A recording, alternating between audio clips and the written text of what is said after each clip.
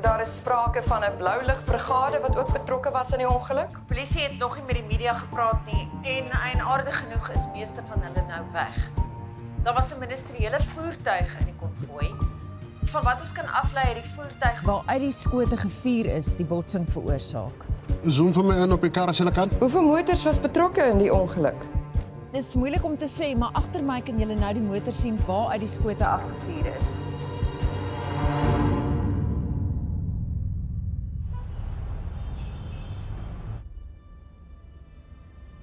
Hoeveel passasiers? Adrie, skus, Ek het jou nou verloor. Wil jy weet hoeveel mense daar in die voertuig was?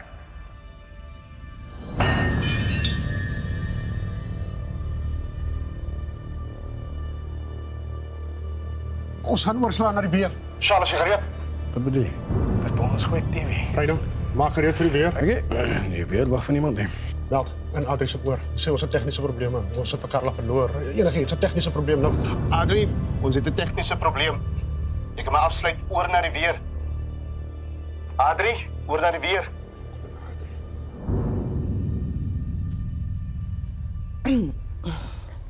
Verskoning. Ons sal later verder berig oor die ongeluk. Daar was 'n tegniese fout. Charles staan gereed met die weer. Dis mos Adrie se kar. Goeienaand en welkom by die weersentrum. Dit sal weer eens 'n koel oggend wees. Sy kan nie terselfdertyd op TV wees en in die kar nie, kan sy? Met mis langs die wes en die suides. En hy is vir die land mooi weer en warm met 'n bietjie. Daniel. Waar is jou pa?